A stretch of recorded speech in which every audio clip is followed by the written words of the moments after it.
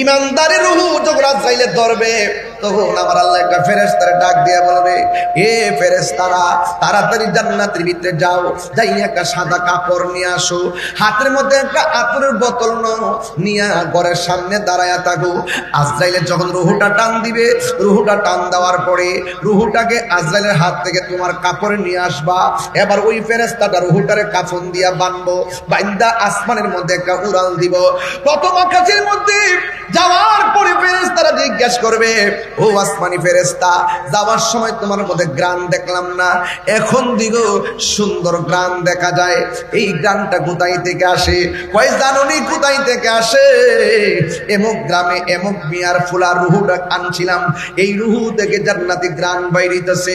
প্রথম আসমানে ফেরেশতা সালাম দিব ইমানদারের রুহুকে, দ্বিতীয় আসমানে ফেরেশতা সালাম দিব ইমানদারের রুহুকে, তৃতীয় আসমানে ফেরেশতা ইমানদারের রূহটারে সালাম দিবে, চতুর্থ আসমানের ফেরেশতা ইমানদারের রূহটারে সালাম দিবে, পঞ্চম আসমানের ফেরেশতা ইমানদারের রূহটারে সালাম দিবে, ষষ্ঠ আসমানের ফেরেশতা ইমানদারের রূহটারে সালাম দিবে, সপ্তম আকাশের ফেরেশতা ইমানদারের রূহটাকে সালাম দিবে। ওই মুহূর্তে আমার আল্লাহ বলেন, ইয়া আইয়াতুহান নাফসুল মুতমাইন্না ইরজিই ইলা রাব্বিকি রাদিয়াতাম মারদিয়া ফাদখুলি ফি ইবাদি ওয়াদখুলি জান্নাতি। আল্লাহ বলবে, ও ফেরেশতা, আমার প্রেমিক বান্দার রূহটারে লইয়া 7টা আসমান পাড়ি দিছো। একটা আসমান থেকে আরেকটা আসমানের দূরত্ব কত জানেননি? একটা আসমান থেকে আরেকটা আসমানের দূরত্ব হলো 500 বছর রাস্তা। আল্লাযী খালাকা সাবআ সামাওয়াতিন তিবাকা। আমার বান্দারে রূহটারে ইল্লিনে রাখ, এই দিক দিয়া ফতেগাজীর আব্দুল মান্নান মিয়ার বডির দিকে রূহ চলে গেছে, রূহ গেছে গা ওই ইল্লিনে। আব্দুর রহিম মিয়া বাড়িতে পড়ে আছে, সৈফতি গাছের ভিতরে যখন পড়ে আছে, ওই বডিটারে বাইন্ডিং করার জন্য মাধবপুর বাজারে গেছে কাফন কিনবার লাইগা। বডিটারে বাইন্ডিং করব কেন? এই বডিটারে বাইন্ডিং কইরা গুরুস্থানে লইয়া যাইব। কি সুন্দর পানি, বেশি ঠান্ডাও না বেশি গরমও না, কুসুম গরম জল করব, বড়ি পাতার গরম জল দিয়া সুন্দর করে পানিটা গরম করব, কসকো সাবান দিয়া গোসল দিব, ডান কাতে ফিরাইব বাম কাতে ফিরাইব। ও আব্বারে, তেহার গরম দেখায়ও না, ক্ষমতার গরম দেখায়ও না, কণ্ঠের গরম দেখায়ও না। তোমার মতন কণ্ঠওয়ালা কবরের ভিতরে লাশ হইয়া পড়ে রইছে, তোমার মতো টেহাওয়ালা কবরের মতো লাশ হইয়া পড়ে রইছে। কি সুন্দর, কি সুন্দর করে গোসল দেওয়াইব। একটা কথা বইলা দিয়া যায়, জীবনে কিছু করেন আর না করেন, ফতেগাজী কেউ যদি মারা যায়, গোসল করাইতে গেলে পুরুষের গোসলখানায় একবার ডুববেন, দুইটা কেমনে গোসল করে একটু শিখবেন। গোসল করার সময় ভালো করে খেয়াল করবেন, দেখবেন আব্দুর রহিম মিয়া চলাফেরা করছে দোকানে কত, মারা যাওয়ার পরে হাতটা পড়ে আছে, নিজের হাতটা লড়াইবার ক্ষমতা নাই, টাই থোয়ার ক্ষমতা নাই, চোখটা খোলার ক্ষমতা নাই, জিহ্বাটা লড়াইবার ক্ষমতা নাই। তখন মনে মনে ভাববেন, মানুষ কত অসহায়, মানুষ বড় অসহায়, মানুষ বড় অসহায়, মানুষ হো মানুষ কত মায়া করে আপনার গোসলটা দিব জানেননি? এমন ভাবে ডান কাত করব যেন আপনি ব্যথা না পান, এমন ভাবে বাম কাত করব যেন আপনি ব্যথা না পান। ওই গোসলের সময় গাতটার মধ্যে দইরা বসাইব, পেটের মধ্যে চাপ দিব, নিচ দিয়া মলমূত্র বের হবে, পায়খানা বের হবে, এই টিস্যু দিয়া দিয়া পায়খানা পরিষ্কার কইরা দেয়। এমনি মানুষের পায়খানা দেখলে নাকের মধ্যে হাত দেয়, আর গোসলখানায় গেলে মৃত্যু ব্যক্তির পেটের মধ্যে চাপ দিলে যে এই পায়খানাটা বের হয়, এটা কাপড় দিয়ে মুচ্ছা দেয়। কেউ ঘৃণা করে না, কেউ নাকে হাত দেয় না, সে ভালো কইরাই জানে আজকে আব্দুর রহিম মিয়ার যেই গতি, আগামীকাল আমারও সেই গতি হবে। আমি যদি মায়া কইরা পরিষ্কার কইরা দেই, আমার একদিন মায়া কইরা পরিষ্কার কইরা দিব। আজকে যদি আমি তারা জানাজার দৌড়ায় যায়, আমি মারা গেলে আমার জানাজায় দৌড়ায় আসবে। আমি যদি তারা কবরে মাটি দিতে যায়, একদিন আমি মারা গেলে কবরে মাটি দিতে আসবে। ও বন্ধু, কত মায়া, মায়া রে মায়া, কত সুন্দর করে গোসল দেয়, নাকের মধ্যে তুলা ঢুকায়, কানের মধ্যে তুলা ঢুকাইয়া কি সুন্দর করে গোসল দিয়া, আতর লুবান দিয়া, কি সুন্দর তিনটা জামা দিয়া, তার কাপড় পরাইয়া, মাথার করে একটা মুড়ি বাঁধে, পায়ের করে আরেকটা মুড়ি বাঁধে, বুকের পর আবার আরেকটা মুড়ি বাঁধে, বান্দা মসজিদের পালকিটা চারজনের কান্দ লইয়া বাড়ির মধ্যে যখন আইসা যায়, লাশটার যখন কাঠের মধ্যে শোয়ায়, মা একটা ফুলা গো পেয়া চিৎকার মারে, বাবা গো পেয়া একটা চিৎকার মারে। এ বন্ধু মনে আসেনি 20 বছর আগে যেই মানুষটা মারা গেছে এখনো কবরটাতে ফইরা রইছে, একদিন বাড়িতে ফিরে আসতে পারে নাই। 100 বছর আগে যে মারা গেছে অথচ বাড়িটা বানায় গেছে আপনার দাদা, এই মানুষটা কবরে শুয়ে গেছে। আপনার কারেন্টের বিল মিটার ঘরের মধ্যে আছে, মিটারটা টাইনা গেছে আপনার বাবা, আজকে বাবার সম্পত্তি বুক পিরা খাইতেছেন। বাবার কি একটু মনে চাই না আমার ফুলাটা মরণের পরে কবরের পরে এসে আমার লাগে একটু দোয়া করব? এ বন্ধু মানুষ বড় অসহায়, মানুষ কেউ কাউকে উপকার করতে পারবে না রে। এই মানুষ খাটের মধ্যে শুয়াইবো, এই মুহূর্তে ফেরেশতারা হাজির হয়ে যাবে। এ আল্লাহর বান্দা, ও আল্লাহর বান্দা, তুমি দুনিয়াতে চলছো ফিরছো, কিন্তু তোমার কবর আপন কেডা? যে আমারে গোসল করাইছে সে আমার আপন, যে আমার কান্দের মধ্যে লইছে সে আমার আপন, যে আমার খাটের মধ্যে লইয়া যাইতেছে সে আমার আপন, যে আমার জানাজার নামাজে গেছে সে আমার আপন, যে আমার কবরে নামাইছে সে আমার আপন। যখন কবর থেকে ওইটা যাইব রে বাবা, কবরের থেকে যখন দুইজন উঠে যাবে তখন জিগাইব তোমার কবর রাফন কেডা? তখন কবরবাসী বলবে আমার জন্য কাঁদলো, আমার কবরে কেউ আইলো না, আমার মায়া কইরা গোসল দিল, আমার কবরে কেউ আসলো না, আমার জানাজার ময়দানে আনলো।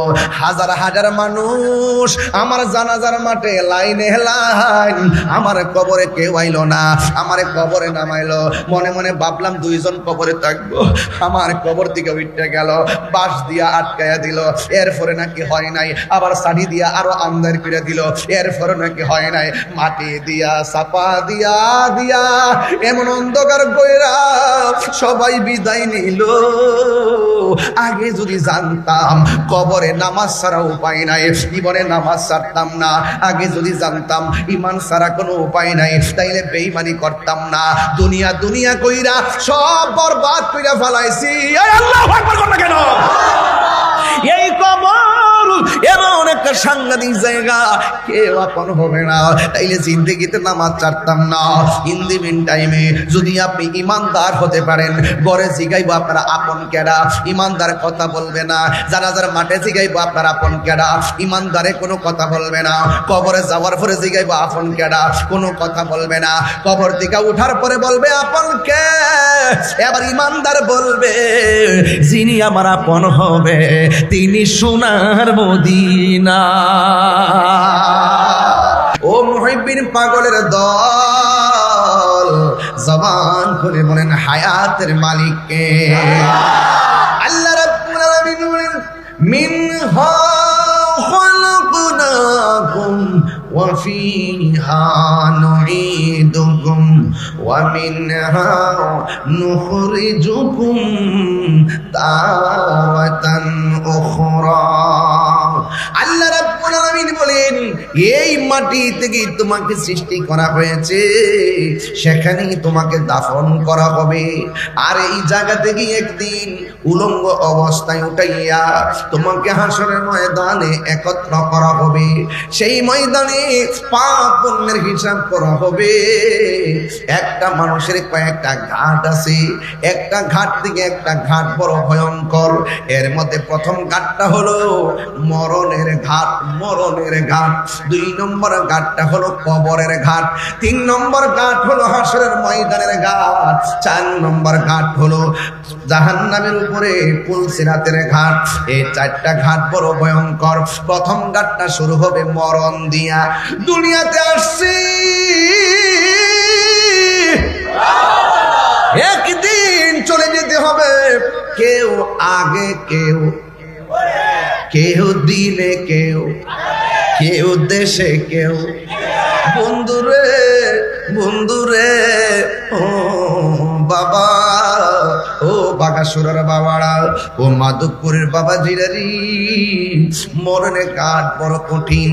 আল্লাহ রাব্বুল আলামিন কোরআনে বলছেন, ওয়া মা তাদরি নাফসুন বিআইয়ি আরদিন তামুত। বান্দারে, তোমরা তো জানো না কোন জায়গায় তোমার মরণ হবে। গতকাল দেখলাম সিলেট থেকে সামনাসামনি দুইটা বাস, একটা বাস আর একটা বাসে এমন ভাবে সংঘর্ষ লাগছে, 9 জন মানুষ সাথে সাথে মারা গেছে। কথা কি সঠিক? 9 জন মানুষ মারা গেছে। এর মধ্যে অনেক মানুষের মধ্যে একটা শিল্পীও ছিল। কথা কি ঠিক না বেটি? এই জন্য বাবা গান গাইতে গেছে সিলেট, আসার পথে নাই। পাগলা হাসান গান গাইতে গেছে, আসার পথে নাই। ওইটাও দুর্ঘটনা, এইটাও দুর্ঘটনা। এমন ভাবে প্রতিদিন দুর্ঘটনায় মানুষ মারা যাইতেছে। আজকেও আমি ফেসবুকে লিখছি, জনদুর্ভোগ এবং অ্যাক্সিডেন্টে লাশের সারি কমাতে তাড়াতাড়ি ঢাকা টু সিলেট, ব্রাহ্মণবাড়িয়া বিশ্ব রোড টু কুমিল্লা ময়নামতি পর্যন্ত 4 লেনের রাস্তাটা দ্রুত করার দরকার। কথা কোন ঠিক কিনা? আমি আজকে যখন লিখেছি নিউজের মধ্যে আমার খবর এসে গেছে। এই জন্য ভাইয়েরা আমার, কে কোন দিন মারা যাবে কেউ জানে না।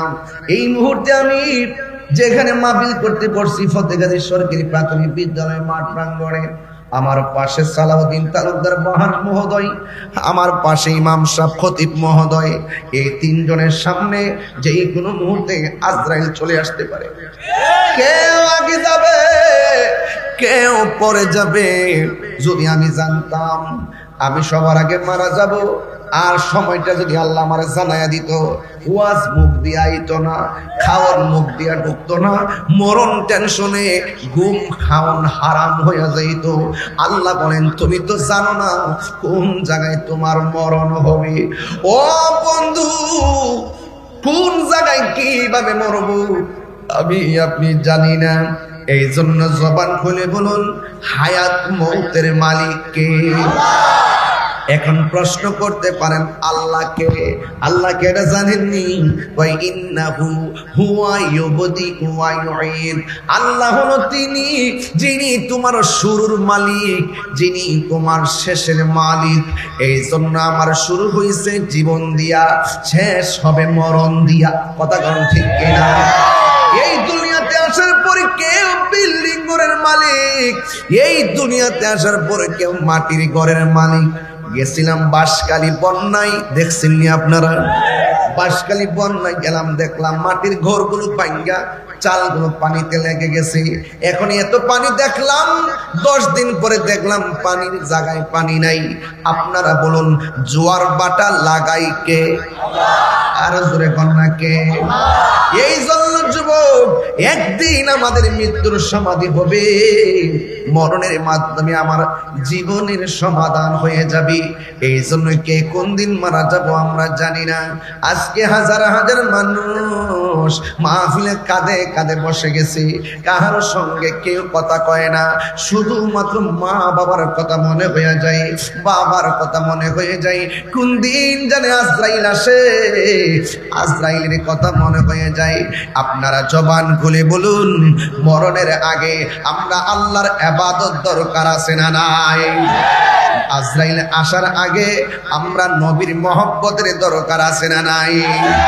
এ বন্ধু, এই মুহূর্তে যদি তাহিরের সামনে আজরাইল আসে, আমি ওয়াজ করবো, আজরাইলে দাঁড়াইবো, আপনারা কেউ দেখবেন না। যার পা থাকবে জমিনে, মাথা থাকবে আসমানে, দেখলে বড় ভয় লাগবে রে। হাড্ডিগুলো টাস টাস করে খুললে যাইব, মনে করতেছেন আসল নায়রের বাড়ি বুঝি, গুরু বাড়ি বুঝি ওই এই বাড়ি সেই বাড়ি। না না না, আসল নায়রের বাড়ি কোথায় জানেননি? আসল নায়রের বাড়ি হলো গুরুস্থান। কথা বলেন না ঠিক কিনা? আসল নায়রের বাড়ি গুরুস্থান রে বন্ধুরা।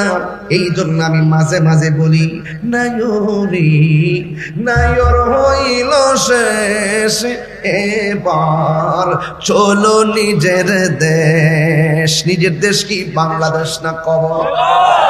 কথা ঠিক কিনা বলে? নিজের দেশ কি বিদেশ না কবর? নায়রি নায়র হইল শেষ, এবার চলো নিজের দেশ। তোমার জীবন খাতায় লিখায় আছে, তোমার জীবন খাতায় স্বামীর দেশ, এবার চলো নিজের দেশ। নায়রি নায়র হইল শেষ, এবার চলো নিজের দেশ। এটা কি বিদেশ নাকি কবরের দেশ? এই কবরে যাবো নাকি? আজরাইল যখন তোমার সামনে আসবে, আমার নবী আপনার নবী বলেন আজরাইল এত ভয়ঙ্কর, যারা দেখলে মানুষ পায়খানা পেশাব করে সব বাসায় ফেলাবে, হাড্ডিগুলো টাস টাস করে খুলে যাবে, রগগুলো টাস টাস করে ছিঁড়ে যাবে। এই আজরাইল তোমার সামনে এসে রুহটাকে সার্জারি করবে। আমার পাশে আমার মা বসা, আমার পাশে আমার দাদা বসা, কেউ আমার কষ্টের ভাগ নিবে না। এই দুনিয়ার কত আপন, একটা বার আইসিইউতে যাইয়া দেখো, কাছের মানুষ খবরও নিবে না। নিব? ফল কিনা দেওয়া লাগবো, যদি আবার টাকা দিয়া সানার লাগে। হে হে বন্ধু, আমার নবী আপনার নবী বলেন আজরাইল যেই দিন সামনে দাঁড়ায়া যাইব, ঘরের মানুষ কেউ আজরাইলকে দেখবে না, দেখবে শুধুমাত্র যার কাছে আসছে। আজরাইল আয়েশা বলবে আল্লাহর বান্দা, আমি তোমার রূহ নিতে এসেছি। বান্দা বলবে ও আজরাইল, আমার কিছু নামাজ বাকি আছে পয়রা লই, কিছু রোজা বাকি আছে পয়রা সেরাইকা শেষ করে লই। আজরাইল বলবে না না, সময় দেওয়া হবে না। আমার নবী আপনার নবী বলেন রূহ নেওয়ার সময় যে কষ্ট হয়, রূহ নেওয়ার আগে আজরাইল একটা ধাও মারে, ধাও। এটার যার সামনে পড়ে এটাকে বলে সাকরাতুল মাউত। রূহ নেওয়ার সময় যে কষ্ট, সাকরাতুল মাউতের সময় আর চাইতে বেশি কষ্ট। কেউ কষ্টের ভাগ নেয় না। সে যে নামে আজরাইল 10 দিন আগে আয়া বালাবরে জিগাইতে বলা কিতা সঠিক সময় তোমার ঘরে হইব দাখিল। কত কাকুতি মিনতি করবা তুমি, রেহাই পাবে না।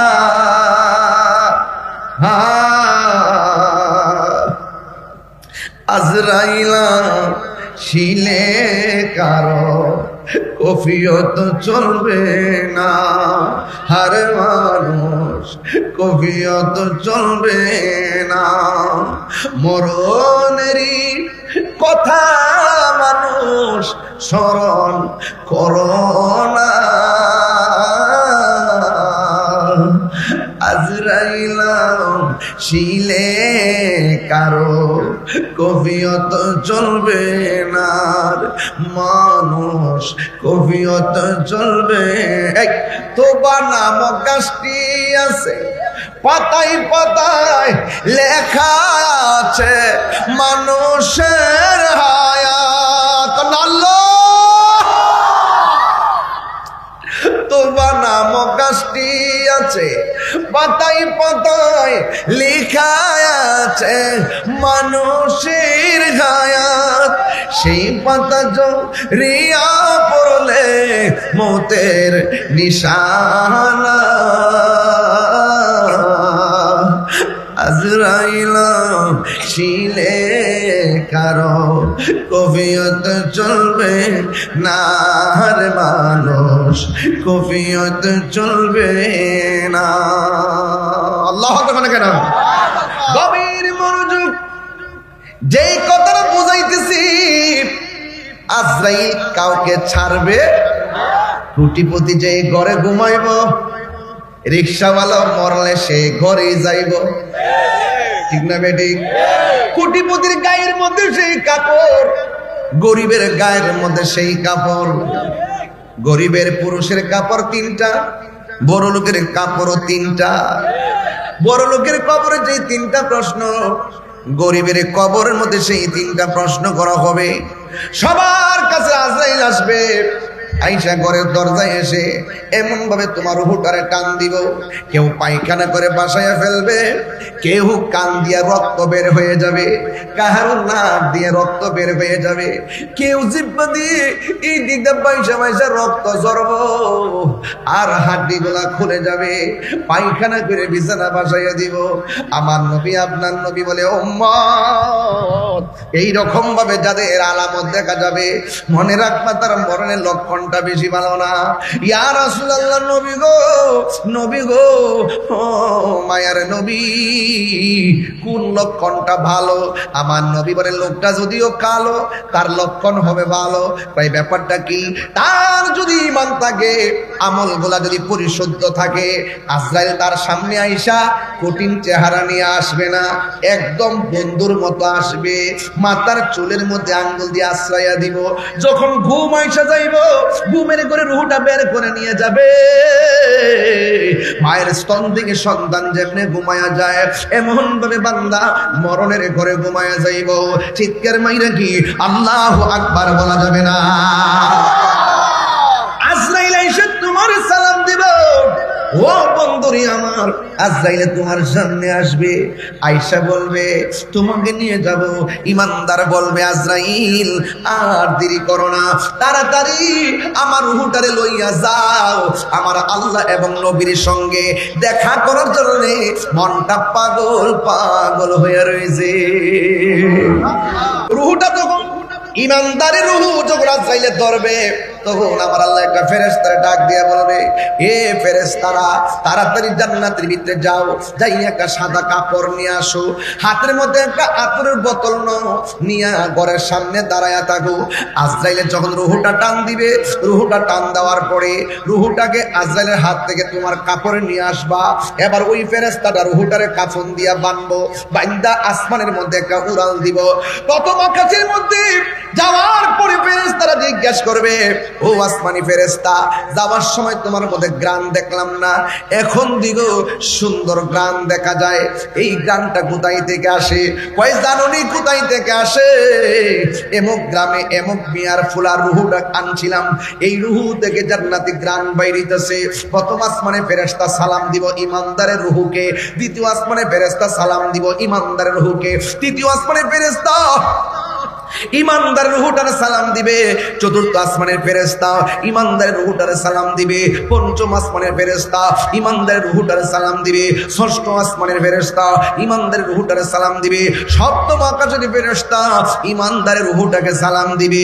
ওই মুহূর্তে আমার আল্লাহ বলেন, ইয়া আইয়াতুহান নাফসুল মুতমাইন্না ইরজিই ইলা রাব্বিকি রাদিয়াতাম মারদিয়া ফাদখুলি ফি ইবাদি ওয়াদখুলি জান্নাতি। আল্লাহ বলবে, ও ফেরেশতা, আমার প্রেমিক বান্দার রূহটারে লইয়া 7টা আসমান পাড়ি দিছো। একটা আসমান থেকে আরেকটা আসমানের দূরত্ব কত জানেননি? একটা আসমান থেকে আরেকটা আসমানের দূরত্ব হলো 500 বছর রাস্তা। আল্লাযী খালাকা সাবআ সামাওয়াতিন তিবাকা, একটা আসমান আল্লাহ থাকে বানাইছে, বানায় আল্লাহ, এটার নাম হলো ইল্লিন। ইল্লিন হলো সুখের জায়গা, সিজিন হলো কষ্টের জায়গা। আল্লাহ বলে, বান্দারে রুহুটারে ইল্লিনে রাখ। এই দিক দিয়ে ফতে গাজীর আব্দুল মান্নান মিয়ার বডির দিকে রুহু চলে গেছে, রুহু গেছে গা ওই ইল্লিনে। আব্দুর রহিম মিয়া বাড়িতে পড়ে আছে। সই ফতে গাজীর ভিতরে যখন পড়ে আছে, ওই বডিটারে বাইন্ডিং করার জন্য মাধবপুর বাজারে গেছে কাফন কিনবার লাইগা। বডিটারে বাইন্ডিং করব কেন? এই বডিটারে বাইন্ডিং কইরা গুরুস্থানে লইয়া যাইব। কি সুন্দর পানি, বেশি ঠান্ডাও না বেশি গরমও না, কুসুম গরম জল করব, বড়ি পাতার গরম জল দিয়া সুন্দর করে পানিটা গরম করব, কসকো সাবান দিয়া গোসল দিব, ডান কাতে ফিরাইব বাম কাতে ফিরাইব।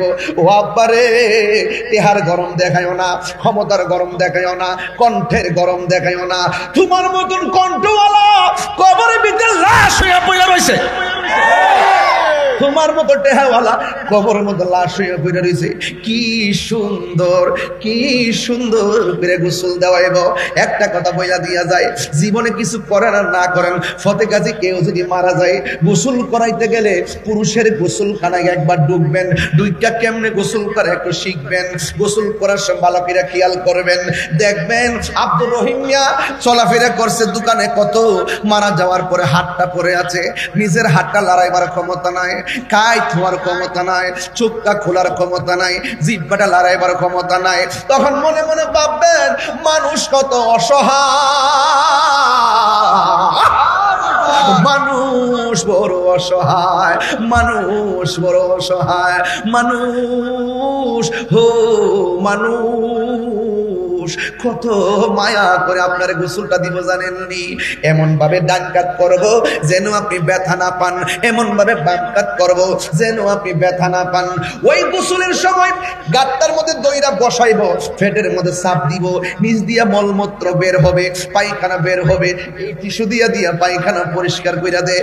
এমনি মানুষের পায়খানা দেখলে নাকের মধ্যে হাত দেয়, আর গোসলখানায় গেলে মৃত্যু ব্যক্তির পেটের মধ্যে চাপ দিলে যে এই পায়খানাটা বের হয়, এটা কাপড় দিয়ে মুচ্ছা দেয়। কেউ ঘৃণা করে না, কেউ নাকে হাত দেয় না, সে ভালো কইরাই জানে আজকে আব্দুর রহিম মিয়ার যেই গতি, আগামীকাল আমারও সেই গতি হবে। আমি যদি মায়া কইরা পরিষ্কার কইরা দেই, আমার একদিন মায়া কইরা পরিষ্কার কইরা দিব। আজকে যদি আমি তারা জানাজার দৌড়ায় যায়, আমি মারা গেলে আমার জানাজায় দৌড়ায় আসবে। আমি যদি তারা কবরে মাটি দিতে যায়, একদিন আমি মারা গেলে কবরে মাটি দিতে আসবে। ও বন্ধু, কত মায়া, মায়া রে মায়া, কত সুন্দর করে গোসল দেয়, নাকের মধ্যে তুলা ঢুকায়, কানের মধ্যে তুলা ঢুকাইয়া কি সুন্দর করে গোসল দিয়া, আতর লুবান দিয়া, কি সুন্দর তিনটা জামা দিয়া, তারে কাপড় পরাইয়া, মাথার গোড়া একটা মুড়ি বান্ধে, পায়ের গোড়া আরেকটা মুড়ি বান্ধে, বুকের পর আবার আরেকটা মুড়ি বান্ধে, বান্দা মসজিদের পালকিডা চারজনের কান্দ লইয়া বাড়ির মধ্যে যখন আইসা যায়, লাশটার যখন কাটের মধ্যে শোয়ায়, মা একটা ফুলা গো পেয়া চিৎকার মারে, বাবা একটা বাবা গো পেয়া একটা চিৎকার মারে। এ বন্ধু, মনে আসেনি 20 বছর আগে যেই মানুষটা মারা গেছে, এখনো কবরটাতে ফিরে রইছে, একদিন বাড়িতে ফিরে আসতে পারে নাই। 100 বছর আগে যে মারা গেছে, অথচ বাড়িটা বানায় গেছে আপনার দাদা, এই মানুষটা কবরে শুয়ে গেছে। আপনার কারেন্টের বিল মিটার ঘরের মধ্যে আছে, মিটারটা টাইনা গেছে আপনার বাবা। আজকে বাবার সম্পত্তি বুক পিরা খাইতেছেন, বাবার কি একটু মনে চাই না আমার ফুলাডা মরণের পরে কবরের পরে এসে আমার লাগে একটু দোয়া করবো? এ বন্ধু, মানুষ বড় অসহায়, মানুষ কেউ কাউকে উপকার করতে পারবে না রে। এই মানুষ খাটের মধ্যে শুমাইব, এই মুহূর্তে ফেরেশতারা হাজির হয়ে যাবে। এ আল্লাহর বান্দা, ও আল্লাহর বান্দা, তুমি দুনিয়াতে চলছো ফিরছো, কিন্তু তোমার কবর আপন কেডা? যে আমার গোসল করাইছে সে আমার আপন, যে আমার কান্দের মধ্যে লইছে সে আমার আপন, যে আমার খাটের মধ্যে লইয়া যাইতেছে সে আমার আপন, যে আমার জানাজার নামাজে গেছে সে আমার আপন, যে আমার কবরে নামাইছে সে আমার আপন। যখন কবর থেকে ওইটা যাইব রে বাবা, বাবা কবরে থেকে যখন দুইজন উঠে যাবে, তখন জিগাইব তোমার কবর রাফন কেডা? তখন কবরবাসী বলবে আমার জন্য কাঁদলো, আমার কবরে কেউ আইল না, আমার মায়া কইরা গোসল দিল, আমার কবরে কেউ আসলো না, আমার জানাজার ময়দানে আনলো। হাজার হাজার মানুষ আমার জানাজার মাঠে লাইনে লাইন, আমার কবরে কেউ আইল না, আমার কবরে নামাইলো। মনে মনে ভাবলাম দুইজন কবরে থাকবো, আমার কবর দিকে উঠতে গেল, বাঁশ দিয়া আটকাইয়া দিল, এরপরে নাকি হয় নাই, আবার শাড়ি দিয়া আরো আন্দার করে দিল, এরপরে নাকি হয় নাই, মাটি দিয়া চাপা দিয়া দিয়া এমন অন্ধকার কইরা সবাই বিদায় নিল। আগে যদি জানতাম কবরে নামাজ ছাড়া উপায় নাই, জীবনে নামাজ ছাড়তাম না। আগে যদি জানতাম ইমান ছাড়া কোনো উপায় নাই, তাইলে বেঈমানি করতাম না। দুনিয়া দুনিয়া কইরা সব বরবাদ কইরা ফেলাইছি। আল্লাহু আকবার করবে কেন? এই কবর এমন একটা সাংঘাতিক জায়গা, কেউ আপন হবে না। তাইলে জিন্দেগিতে নামাজ ছাড়তাম না। ইন দি মিন টাইমে যদি আপনি ইমানদার হতে পারেন, ঘরে জিগাইব আপনারা আপন কেডা, ইমানদার কথা বলবে না। যারা যারা মাঠে জিগাইব আপনারা আপন কেডা, ইমানদারে কোনো কথা বলবে না। কবরে যাওয়ার পরে জিগাইব আপন কেডা, কোনো কথা বলবে না। কবর থেকে উঠার পরে বলবে আপন কে। এবার ইমানদার বলবে যিনি আমার আপন হবে তিনি সোনার মদিনা। এক নম্বর প্রশ্ন, মার রব্বুকা, তোমার রবকে। আমার রব হলো আমার আল্লাহ। জবান খুলে কোন আল্লাহ কয়জন? এই আওয়াজে মানি না, জোরে কোন কয়জন? সাজদা পাওয়ার মালিককে আল্লাহ ছাড়া কারোর কাছে মাথা নত করা যাবে? আমরা কি শাহ সুলমান ফতেহ গাজী বাগদাদির কি খুদা মনে করি? আমরা ওনাকে আল্লাহর বন্ধু মনে করি। আল্লাহর ওলিদের উসিলাই আল্লাহর কাছে চাওয়া জায়েজ আছে না নাই? জবান খুললে কোন দেওয়ার মালিককে। এ বন্ধু, এক নম্বর প্রশ্ন মার রব্বুকা, তোমার রবকে। দুই নম্বর প্রশ্ন আমা দীনুকা, তোমার ধর্ম কি? আমার ধর্ম ইসলাম। তিন নম্বর প্রশ্ন ওয়ামা কুনতা তাকুলু ফি হক্কে হাযার রাজুল, এই কবরের ভিতরে যেই লোকটা বসে আছে এই লোকটা সম্পর্কে তুমি কি ধারণা করতে? সে বলবে তিনি হলো এমন নবী যিনি আমাদের সামনে আল্লাহ এক বলে ঘোষণা করেছেন, তিনি আমাদের সামনে আল্লাহর হাবিব, আল্লাহর বন্ধু বলে ঘোষণা করেছেন। আমরা বিনা দলিলে নবীর কথায় আল্লাহকে এক বলে জেনেছি, আমি নবীকে মেনেছি। এই মুহূর্তে আল্লাহ ডাক দিয়া বলবে ও ফেরেশতারা রে, ও ফেরেশতারা, আমার বান্দা জবাব দিয়েছে জান্নাতের ভিতরে যায়, জান্নাতের ভিতরে যাইয়া একটা গালিচা নিয়ে আসো, আমার প্রেমিককে রাস্তা দেখায়া দাও। এবার মুনকার নাকিরে রাস্তা দেখায়া দিবে। এই মুহূর্তে রাস্তাটা দেখবে জাহান্নামের আগুন। ইমানদারে বলবে আল্লাহ আমি জবাব দিয়েছি, জাহান্নামের আগুন কেন দেখাইলা? ফেরেশতারা বলবে ও আল্লাহর বান্দা, আগুন কেন দেখাইছি জানোনি? উত্তর দিতে না পারলে জাহান্নামের আগুনে যাইতা। উত্তর দেওয়ার কারণে আমার আল্লাহ জান্নাত থেকে তোমার জন্য জান্নাতি গালিচা পাঠায়া দিছে। এ আমার যুবক ভাইরা গো, জান্নাতের গালিটা যখন আইনা কবরে নামায়া দিবে, ওই মুহূর্তে কি হবে জানেননি? এবার বান্দা শুয়ে যাবে, শুয়ার পরে ডান দিক দিয়ে একটা নূরের বাতি জ্বলবে, বাম দিক দিয়ে আরেকটা বাতি জ্বলবে। ইমানদারে জিগাইবো আল্লাহ ডান পাশের বাতিগুলা কোন কিসের আলো? এবার আলো ডাক দিয়া বলবে তুমি চিনো না, আমি হইলাম সে আলো। সেটা হলো কি জানোনি? আমি হইলাম দুনিয়ার কোনো আলো নয়, আমি হইলাম তোমার নেক আমল। আরো জোরে জোরে কন্যা সুবহানাল্লাহ কন্যা কেন? আমি হইলাম তোমার নেক আমল। কবর ভিতরে যখন আলো দিবে, ওই মুহূর্তে আরেকটা বাতি জ্বলবে। এবার জিজ্ঞাসা করবে আল্লাহ গো এই বাতিটা কিসের? বাতির জবান খুলে যাবে, কই আমারে চিনো না রে, আমারে চিনো না, আমি দুনিয়ার কোনো কৃত্রিম আলো নয়, আমি হইলাম তোমার দুনিয়ার কুরআন তেলাওয়াত। ওই রিমঝিম আলো দিবে, ইমানদার কবরে ঘুমায়া যাবে। আমার নবী বলেন কবর কাহার জন্য জাহান্নামের গর্ত, আবার কবর কাহার জন্য জান্নাতের বাগান। সুবহানাল্লাহ। কবর কাহার জন্য জান্নাতের বাগান। এ বন্ধু, আমার নবী আপনার নবী বলেন কবর হলো আখিরাতের প্রথম মঞ্জিল। একদিন, দুই দিন, তিন দিন, বছরের পর বছর আমার দাদা কবরে, বছরের পর বছর আমার বাবা কবরে।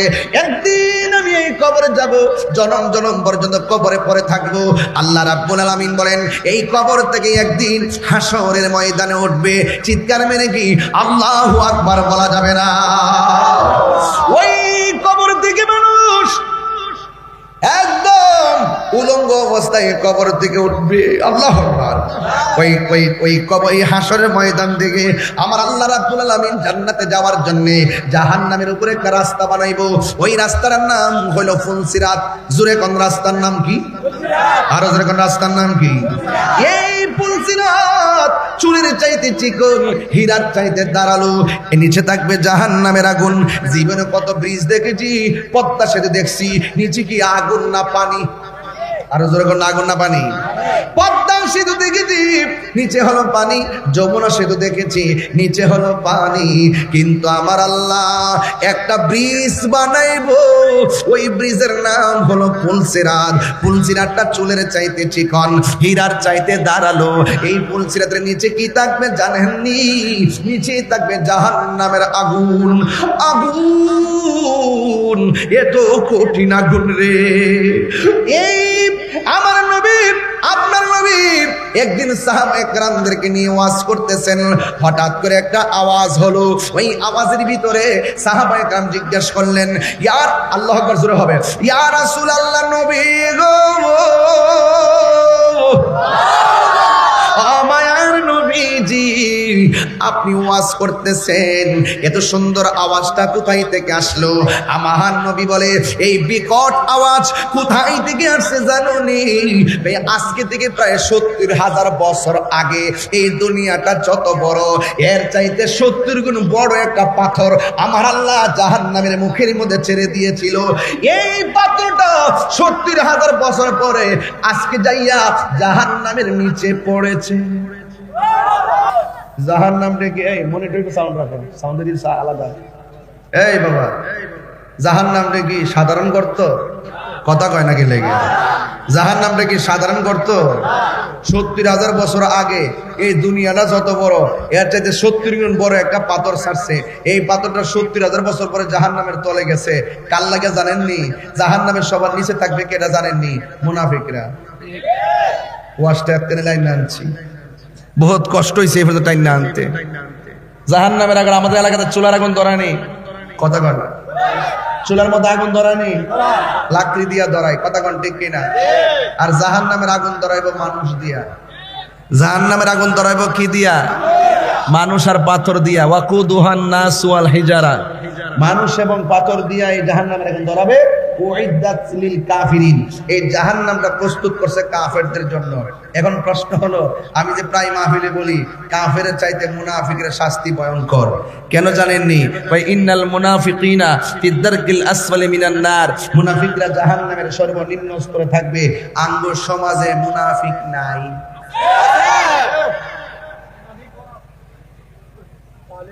আসসালামু আলাইকুম, হুজুর কেমন আছে? সয়াদ দূরে গেল, ওই কারিটা তো এমনি না। মুনাফিকের আলামত কয়টা? দেখো, দুইটা।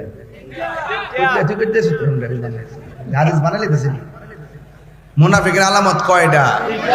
হ্যাঁ, আমরা মুনাফিক আসেনি। ১ নম্বর মুনাফিক কথা বললে মিথ্যা বলে। ২ নম্বর মুনাফিক ওয়াদা করলে খেলাফ করে। ৩ নম্বর মুনাফিকের কাছে আমানত রাখা হলে খেয়ানত করে। এই ৩ প্রকারের লোক তো নাই। কথা কনা কি লাগে রে? আমার ফুলাফান ঠিক কই, কথা কনা কি লাগে? আসিনি। এই মুনাফিকের কারণে ঘরে ঘরে দ্বন্দ্ব, এই মুনাফিকদের কারণে বাজারে দ্বন্দ্ব, এই মুনাফিকদের কারণে বাড়ি বাড়ি দ্বন্দ্ব, এই মুনাফিকদের কারণে ইসলাম কলুষিত হচ্ছে। এই মুনাফিকদের মুখের মধ্যে ইসলাম আছে, অন্তরের মধ্যে ইসলাম নাই। কথা বলেন ঠিক কিনা বলেন? এই মুনাফিকরা কয়েকদিন আগে জান্নাতের টিকিট পেয়েছে।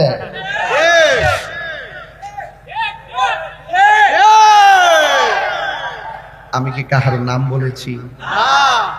মুনাফিকের কথা কোরআনে আছে না নাই? কথা কয় না।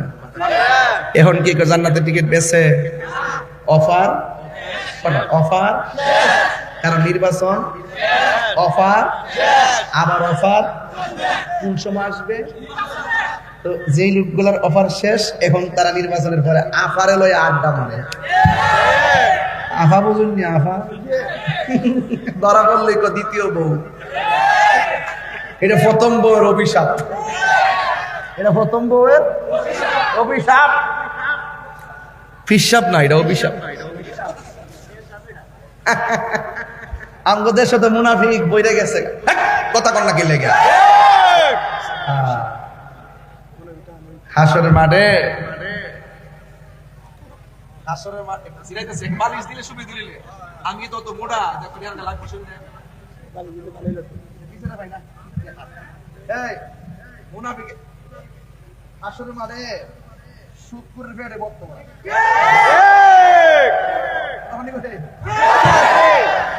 শুক্রের মধ্যে দেওয়া কাম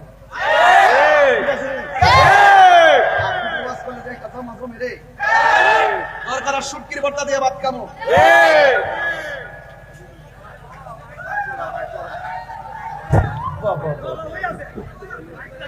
না একটু জিরে যান সিটা কিনতে গেছি তো কম্বর বেতনা দিচ্ছে এই এক কাছে গাই এটি হলো আমার সম্পদ সম্পদ ঠিক কিনা বলা মান্ডি শুক্র তো সমাজে নাই শুক্রের ফের অত বড় সাপ খালি কাউ কাউ করে এই যে গত 2টা বছর গেছে কেউ কি সুদের ওয়াজ করছে আমি ছাড়া কেউ করছে আচ্ছা ফুলামান্ডি সুদ খাওয়া যে হারাম এটা কি মোল্লার কথা না আল্লাহর কথা আর কথা বলে কেন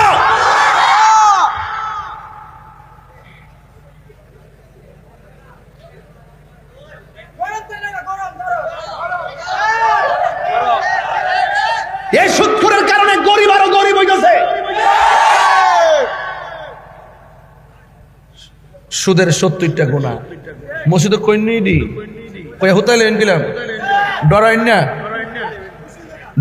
না হক কথা কইলে আল্লাহ ভাষা থাকবো ঠিক আছে নি হ্যাঁ না জোয়ান বক্তা তো কইব কই না বেড়া ওই মারহাবা জোরে গান এখন বলুন সুদ কি চলবে না বন্ধ হবে আওয়াজটা আসতে হইছে কেন সুদ কি চলবে না বন্ধ হবে ঘুষ বাবা বাবা আসেনি রে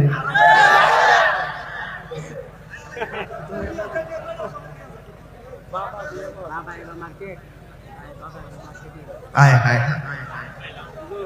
অনেকের চাপা ভেঙ্গে আছে বলুন বন্ধ এমন না বন্ধ এমন না বন্ধ পাগলা মারে দিস আমার ফায়দা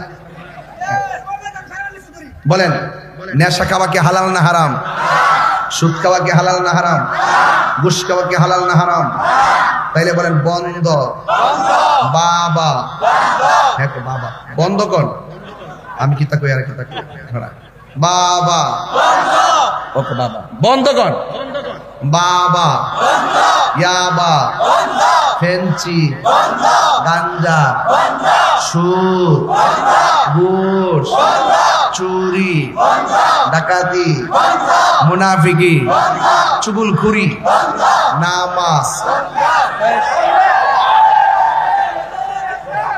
ঠিক আছে সব ঠিক আছে আরে দেখো পাগল ঠিক আছে এখন বলেন চলবে নামাজ রোজা হজ যাকাত ইবাদত মহব্বত সোহবত খেদমত মিলাদ কিয়াম জশ্নে জুলুস আনন্দ রেলি কিয়াম দরুদ সালাম মাজার জিয়ারত কবর জিয়ারত মাজার জিয়ারত নামাজ আল্লাহ বুঝার তৌফিক দান করুন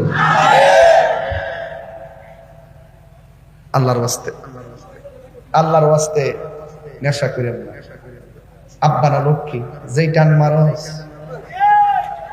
এডি আর খাইস না ফড় লয়ে করস কলকি টান মারস আজকে থেকে ওয়াদা নেশা টোটাল বন্ধ নেশা খাইলে ভবিষ্যৎ পারিবারিক মর্যাদা সামাজিক মর্যাদা নিজের ব্যক্তিগত মর্যাদা ঈমান আমল শেষ পর্যন্ত অসহায় এতিম হয়ে মরবেন কারণ নেশাখোরকে কেউ ভালোবাসে না কথা বলেন ঠিক কিনা আজকে থেকে এই মাহফিলে আমার একটাই কথা আমরা নেশা করব যদি আমার কথা যদি 1 মিনিটের জন্য এক কথা বলে কেডারে এই বারান্দার ভিতরে কথা বলো কে ছেলেরা একটা কথা বলবা না প্লিজ এখন গুরুত্বপূর্ণ সামাজিক কথা বলতেছি আমার ওয়াজ কি আপনার কাছে খারাপ লাগছে সুদের 70টা গুনাহ কয়টা এর মধ্যে সর্বনিম্ন গুনাহ হইল নিজের মায়ের সঙ্গে জিনা করা। আমরা মারা যদি কেউ গালি দেয় আপনাকে ছেড়ে দিব? তো এত বড় ফতোয়া যে সুদ করার উপরে, যে সুদ খাইবো নিজের মায়ের সঙ্গে জিনা করার মতো, নাউজুবিল্লাহ করে গেলে তাহলে সুদ দিব না, নেব না, সাক্ষীও থাকবো না, স্টাম্পে লেখবো না। রসুল বলেন যে সুদ দেয়, যে ঘুষ নেয়, যে লেখে, যে সাক্ষী থাকে, উভয় সমান অপরাধী। তাহলে আমরা সাক্ষীও থাকবো না, দলিলও লেখবো না। কতক্ষণ ঠিক কিনা কন? আজকে থেকে ওয়াদা, সুদের টাকা দিয়ে 8 প্রকারের আইটেম দিয়ে ভাত খাবার চাইতে ঘাম জড়ানো টাকা দিয়া সুটকির পর্দা দিয়া খাইলে আল্লাহর রহমত কি কম না বেশি? তাহলে আল্লাহর রাস্তায় যা খাইছেন খাইছেন, আর খায়েন না, তওবা করেন। এখন বলবেন হুজুর আমরা দেশে তো ঘুষ করে বইরে গেছে গা। তাহলে একটা কথা মনে রাখবেন, আর রাশি ওয়াল মুরতাশি কিলাহুমা ফিন্নার। যে ঘুষ খাইব, যে ঘুষ দিব, দুটোটাই জাহান্নামের আগুনে জ্বলবে। আমরা ঘুষ খাইতাম না, ঘুষ দিতাম না। আঙ্গ দেশের কিছু হুজুর আছে ঘুষ খাইয়া তালাকের ফতুয়া উল্টাপাল্টা দিয়া জিনার সারা লাগায়, আছে না নাই কোন? আঙ্গ দেশে কিছু সর্দার আছে রাত্রে বেলায় 3 সর্দার প্যানেল কইরা চোখ টিপ দিয়া টেহা বাক কইরা দিনের বেলা দরবার শেষ কইরালা মামলা ঢুকাই দিয়ে আবার মামলা থেকে উদ্ধার করে। এটা কি ভালো সংস্কৃতি? ভালো সংস্কৃতি? এই জন্য বলবো, যদি জীবনে চলার পথে কোন সময় ঝগড়া হয়, নিজেরা আবার সমঝোতা করে লাইয়েন। তৃতীয় পক্ষ ডাকেন না, টেহাও শেষ হইব, সময়ও শেষ হইব। কথা কোন ঠিক না বেঠিক? তাহলে এবার কইন, বাপ মারে সম্মান করা দরকার আছে না নাই?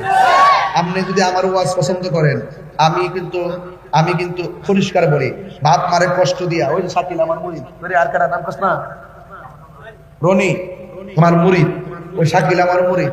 এই যে মুরিদান গুলো যে আছে, আমি হারারে কইছি করি পীর মুরিদি আমার ব্যবসা না, পীর মুরিদি আমার ব্যবসা না করে গরু লয়ে যাই দিব, আমার করে বান্ডেল নিয়ে দিতে বিষয় এরকম না।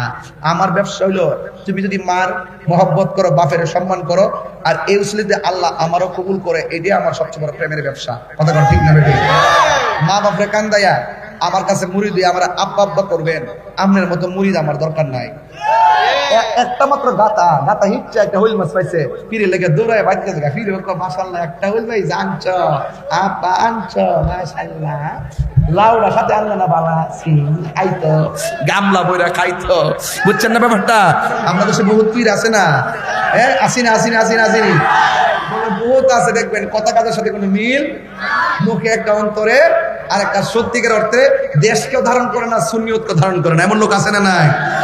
একটা কথা মনে রাখবেন, যে ফিসাব কইব হুইল মাছটা লইছো লাল ডানলে না ভালো আছি, আমার ফুট গো কত মহব্বত করে, একটা হুইল মাছ ছয় আমার লেগে লইছে, বল মাছটা তোমার আম্মার কাছে দৌ, হ্যাঁ আমার কাছে দৌ দিছে।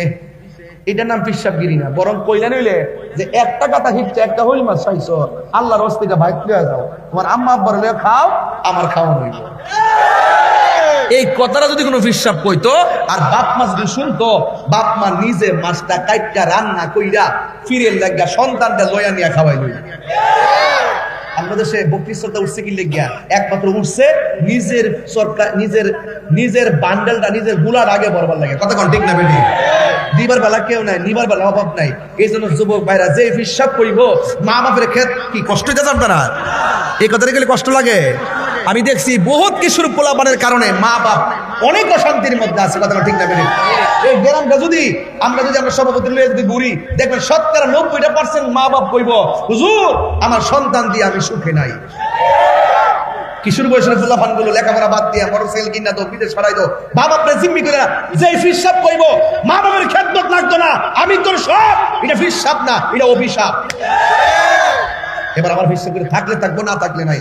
আমার কথা একটা, আমার কথা যে আপনার সন্তান মাদক খাইতে পারবে না, আপনার সন্তান নেশা করতে পারবে না, আপনার সন্তান আপনার মনে কষ্ট দিতে পারবে না, আপনার সন্তান দেশের বিরুদ্ধে যাইতে পারবে না, আপনার সন্তান ওলি আল্লাহর বিরুদ্ধে যাইতে পারবে না, আপনার সন্তান রাষ্ট্রদ্রোহী কাজে জড়িত হতে পারবে না, আপনার সন্তান দেশপ্রেমিক হবে, আপনার সন্তান ধর্মপ্রেমিক হবে, আপনার সন্তান ওলি আল্লাহর প্রেমিক হবে। এটাই হলো আমাদের পিরালিয়ার বিশ্বাসগিরি। কথা বলে ঠিক না? সাথে আছেন না নাই? এরপর আরেকটা কথা কইয়া যায়, রাষ্ট্রের কাছে কইয়া যায়, না কইলে মুখটা চুলকাইব। কি সুন্দর অভিযান চালায়, চিরুনি অভিযান মাদকের বিরুদ্ধে।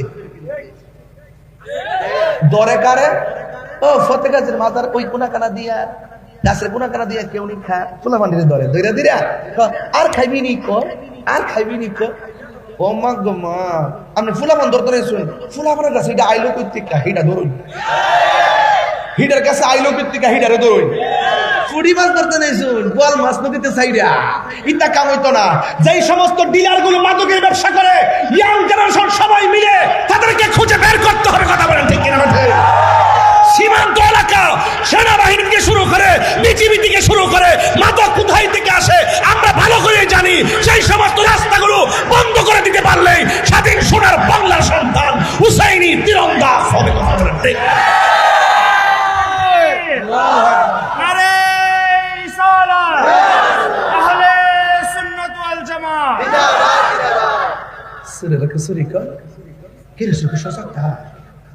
কোটি কোটি টাকা বাণিজ্য করতেছে বড় বড় রাগব বোয়ালগুলো মানে 100 কোটি 200 কোটির বাণিজ্য করতেছে আর তাই 10টি আর মাটি দর পাইছে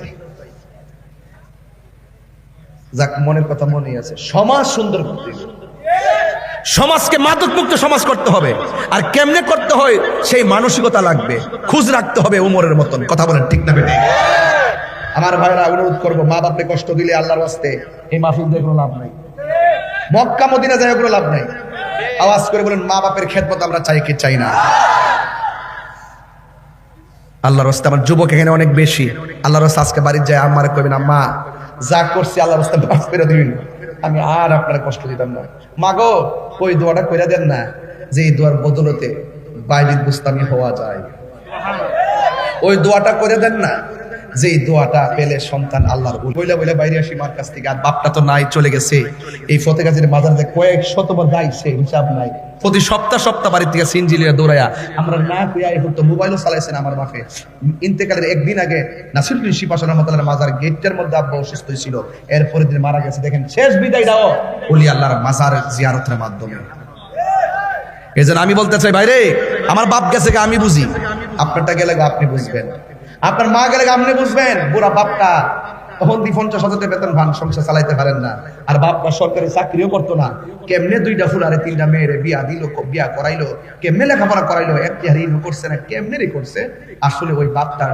অন্তর ছিল ভালো 10 টাকার ভিতরেই 10,000 টাকার বরকত ছিল কথা কোন ঠিক না বেঠে